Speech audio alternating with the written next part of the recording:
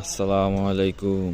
লম্বা এক শীতল রাতের পরে শীতল সকাল দেখার জন্য চলে আসলাম। মানে শীতল সকাল ঘরে বসেও দেখা যেত, কিন্তু এই যে এত কুয়াশা, মানে কুয়াশাগুলো তো দেখা যেত না। তাই সকালবেলা ঘুমের থেকে উঠতে অনেক কষ্ট হয়েছে। অ্যাটলিস্ট পড়ার চাপে মানে ঘুম তো ঠিকমতো হয়ই না, আর সকালে উঠতেও পারি না। শীতের দিনের একটা সুবিধা হয়েছে, ফ্রেশ সবজি পাওয়া যায়, ফ্রেশ ফ্রেশ তাজা তাজা সবজি।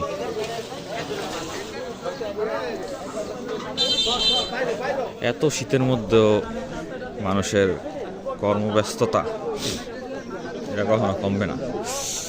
ও, এখন চলে আসছি আমাদের বাগেশ্বরের সবচাইতে সুন্দর একটা জায়গায়, মানে ভাঙ্গা ব্রিজে, ঈদগার পাশে। আর ভাই রে ভাই, কুয়াশা, মানে এত পরিমাণ কুয়াশা, সামনে কিছু দেখাই যাইতেছে না।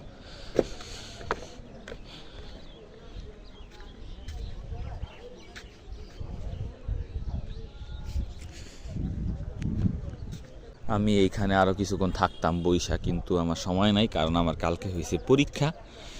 আর এই জন্য আমার এখন বাসায় গিয়ে একটু পড়তে বইতে হবে। সারা বছর তো কিছু পড়ি না, এই পরীক্ষার 2-1 দিন আগেই একটু পড়া পরীক্ষা দিতে যাইতে হবে। এই জন্য এখন আমি বাসায় চলে যেতেছি। বাই বাই, টাটা, আল্লাহ হাফেজ।